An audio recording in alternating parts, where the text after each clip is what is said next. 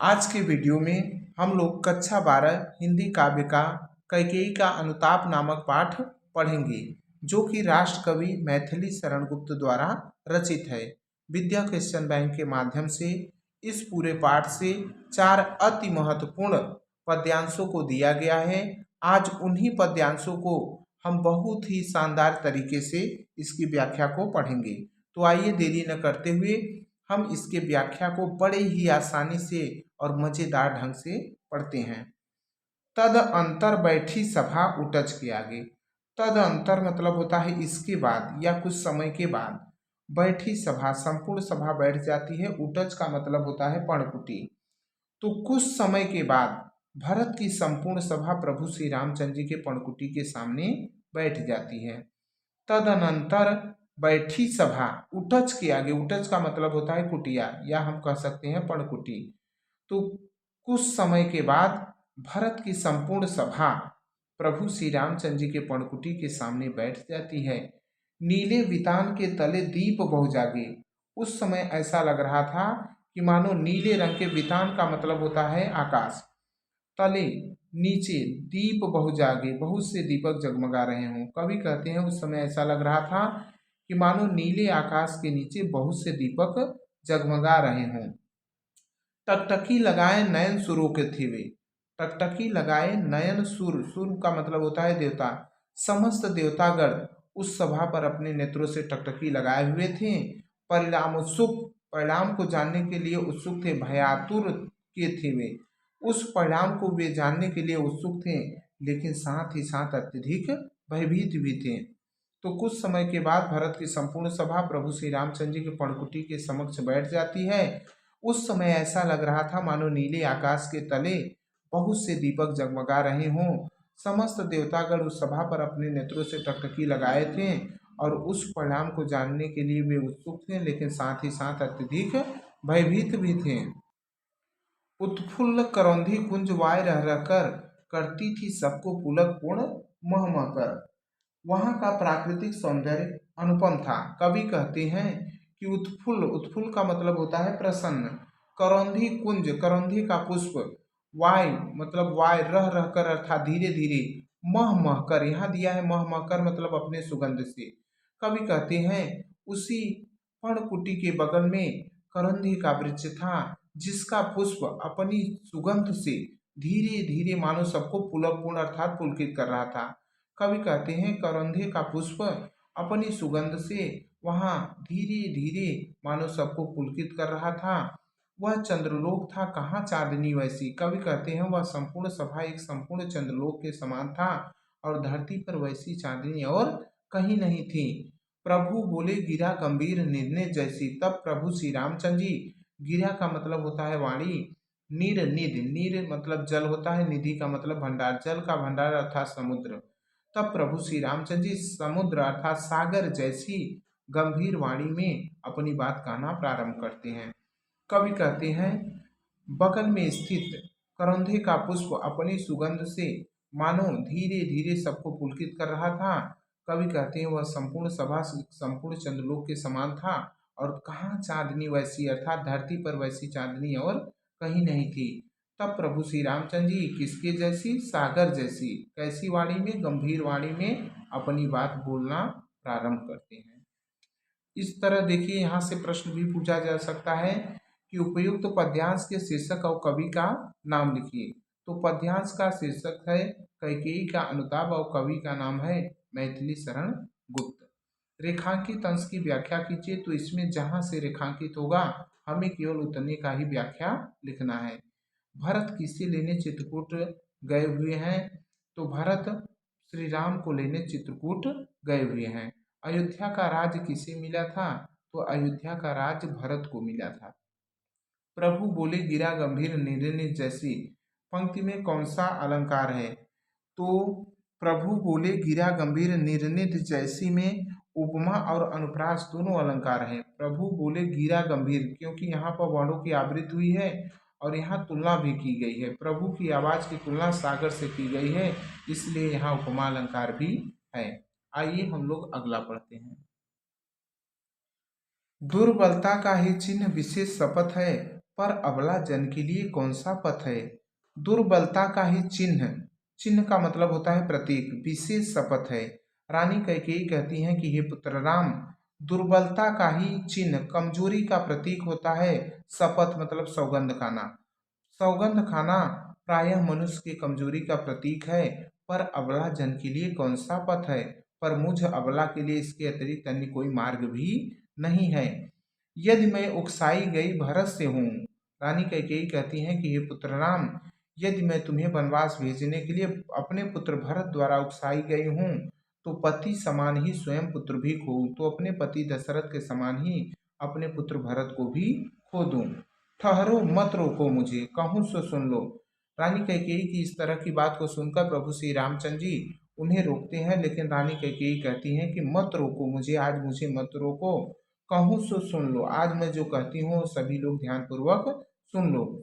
पाओ यदि उसमें सार, उसे सब चुन लो। सार का मतलब होता है मूल बात, और मेरी इन बातों में तुम्हें कोई मूल बात मिले तो सभी लोग उसे ध्यान में रख लो, करके पहाड़ सा पाप मौन रह जाऊं। रानी कैकेयी कहती हैं कि हे पुत्र राम, मैंने तुम्हें वनवास और भरत को राजगद्दी देकर जो पहाड़ सा पाप कर किया है, क्या उसके बदले में भी मैं शांत रहूं, राई भर भी अनुताप न करने पाऊं। इतनी बड़ी गलती की मैं राई भर भी अनुताप न करने पाऊं। थी स नक्षत्र शशि निशा वोश टपकाती। स नक्षत्र मतलब तारों से सजी हुई, शशि निशा मतलब होता है चांदनी रात से। कवि कहते हैं उस समय रानी कैकेयी की बात को, पश्चाताप भरी बात को सुनकर के तारों से सजी हुई चांदनी रात से मानो ओस के रूप में आंसू टपक रहे थे। रोती थी नीरव सभा हृदय तपकाती, और वहां पर उपस्थित सभी शांत सभा अपने हृदय को पीटते हुए रो रहे थे।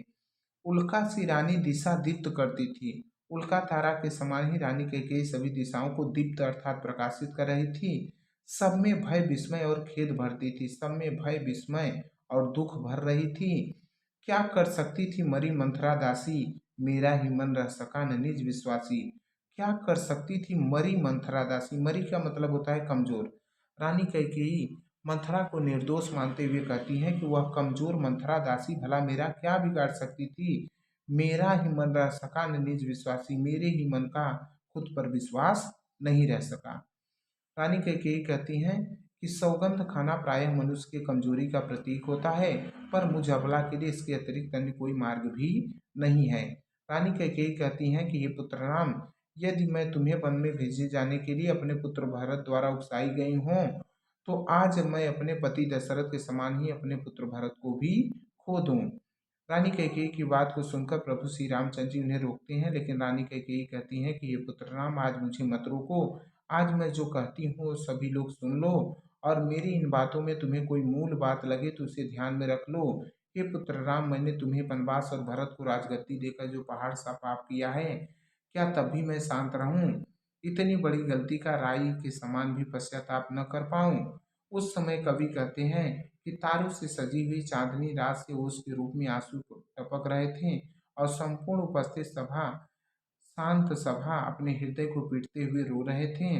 उल्का तारा के समान ही रानी कैकेयी सभी दिशाओं को प्रकाशित कर रही थी, सब में भय विस्मय और दुख भर रही थी। रानी कैकेयी मंथरा को निर्दोष मानते हुए कहती हैं कि वह कमजोर मंथरा दासी भला मेरा क्या बिगाड़ सकती थी, मेरे ही मन का खुद पर विश्वास नहीं रह सका। अब देखिए इस तरह से प्रश्न पूछता है, उपर्युक्त पद्यांश के शीर्षक और कवि का नाम लिखिए। शीर्षक का नाम कैकेयी का अनुताप और कवि का नाम मैथिली शरण गुप्त। रेखांकित अंश की व्याख्या कीजिए। रेखांकित अंश कहीं से भी दे सकता है, उसका व्याख्या केवल रेखांकित का ही करना है आपको। इसके बाद बात करें दुर्बलता का चिन्ह क्या है, इसे कौन किससे कह रहा है। तो देखिए दुर्बलता का चिन्ह विशेष शपथ है। इस पंक्ति को राम और भरत के परि परिस्वाद में परिस्माद को सुनकर, देखिए दुर्बलता का ही चिन्ह क्या है, इसे कौन किससे कह रहा है। तो दुर्बलता का चिन्ह जो है सौगंध है, दुर्बलता का चिन्ह जो है विशेष रूप से शपथ है। इस पंक्ति को राम और भरत के परिसंवाद परिसंवाद यानी एक दूसरे के सामने को सुनकर राम तथा उपस्थित सभा के समक्ष कैकेयी ने कहा था। ठहरो, मत रोको मुझे, कहूँ सो सुन लो। यह कथन किसका और किसके प्रति है। ठहरो, मत रोको मुझे, कहूँ सो सुन लो यह कथन किसका और किसके प्रति है। ठहरो मत रोको मुझे, कहूँ सो सुन लो यह कथन राम तथा उपस्थित सभा के समक्ष कैकेयी ने कहा था। नीरव सभा की क्या स्थिति थी? नीरव सभा मौन, संपूर्ण नीरव सभा मौन की स्थिति में थी। तो इस तरह से हम अगला आप पढ़ते हैं। कहते आते थे यही अभी नरदेही, माता न कुमाता पुत्र कुपुत्र भले ही। रानी कैकेयी कहती है कि हे पुत्र राम, कहते आते थे यही अभी नरदेही, नरदेही अर्थात मनुष्य, आज तक मनुष्य कहावत के रूप में यही कहते हुए चले आ रहे हैं कि माता न कुमाता पुत्र कुपुत्र भले ही, कि माता कभी भी कुमाता नहीं होती, भले ही पुत्र कुपुत्र हो जाए, अर्थात माता अपने पुत्र का अहित नहीं चाहती बल्कि पुत्र ही अपने माता का अहित चाहते हैं। अब कहे सभी यह हाय विरुद्ध विधाता, लेकिन हे ईश्वर, अब तो लोग इस कहावत का ठीक उल्टा कहेंगे कि है पुत्र पुत्र ही रहे कुमाता माता, कि पुत्र पुत्र ही होता है बल्कि माता ही कुमाता हो जाती हैं, अर्थात पुत्र अपने माता का अहित नहीं चाहता बल्कि माता ही अपने पुत्र का अहित चाहते हैं। बस मैंने इसका बाह्य मात्र ही देखा, दृढ़ हृदय न देखा, मृदुल गात्र ही देखा। रानी कैकेयी कहती है बस मैंने अपने पुत्र भरत के केवल बाहरी रूप को ही देखा था, इसका दृढ़ निश्चय हृदय नहीं देखा, केवल मृदुल गात्र ही देखा, अर्थात इसके कोमल शरीर को ही देखा। परमार्थ न देखा, पूर्ण स्वार्थ ही साधा। परमार्थ न देखा, मैंने कभी भी अपने जीवन में दूसरों की भलाई नहीं देखी, अब पूर्ण स्वार्थ ही साधा, केवल अपने स्वार्थ को ही पूर्ण करने में लगी रही। इस कारण ही तो हाय आज यह बाधा, इसी कारण तो मुझ पर इस प्रकार की बाधा आज आ पड़ी है। युग युग तक चलती रहे कठोर कहानी, रघुकुल में भी थी एक अभागिन रानी। अब तो युगों युगों तक यह कठोर कहानी चलती रहेगी कि रघुकुल में भी कभी एक कैकेयी जैसी अभागिन रानी रहती थी। निज जन्म जन्मे सुने जीव यह मेरा, धिक्कार उसे था महास्वार्थ ने घेरा। अब तो मेरा यह जीव जन्म जन्मांतर लोगों की ताने सुनेगा, लोग मुझे धिक्कारते हुए महास्वार्थी बताएंगे।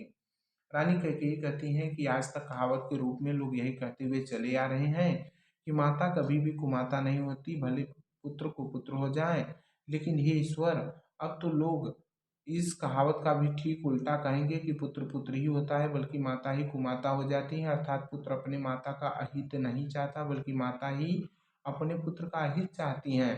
रानी कैकेयी कहती हैं बस मैंने अपने पुत्र भरत के केवल बाहरी रूप को ही देखा, इसका दृढ़ निश्चय हृदय नहीं देखा, केवल इसके कोमल शरीर को ही देखी। मैंने परमार्थ न देखा, परमार्थ का मतलब होता है दूसरों की भलाई करना, तो मैंने अपने जीवन में कभी भी दूसरों की भलाई नहीं की, पूर्ण स्वार्थ ही साधा, केवल अपने ही स्वार्थ को पूर्ण करने में लगी रही। इस कारण ही तो हाय आज यह बाधा, इसी कारण तो मुझ पर इस प्रकार की बाधा आ पड़ी है। युग युग तक चलती रहे कठोर कहानी, रघुकुल में भी थी एक अभागिन रानी। अब तो युगों युगों तक यह कठोर कहानी चलता रहेगा कि रघुकुल में भी कभी एक कैकेयी जैसी अभागिन रानी रहती थी। निज जन्म जन्मे सुने जीव यह मेरा, अब तो मेरा यह जीव हर जन्म में लोगों की ताने सुनेगा, धिक्कार उसे था महास्वार्थ ने घेरा, लोग मुझे धिक्कारेंगे और लोग मुझे महास्वार्थी बताएंगे।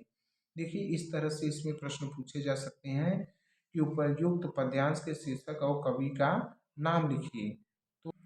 तो शीर्षक का नाम कैकेयी का अनुताप और कवि का नाम अयोध्या सिंह नहीं, माफ करना, राष्ट्र कवि मैथिली शरण गुप्त जी। रेखांकित अंश की व्याख्या कीजिए। जो भी रेखांकित हो, यहाँ से भी हो सकता है, यहाँ से भी हो सकता है, अंतिम में भी हो सकता है, जितना रेखांकित होगा उसका व्याख्या हम इसमें से लिख देंगे। रानी कैकेयी को जन्म जन्मांतर क्या सुनना पड़ेगा?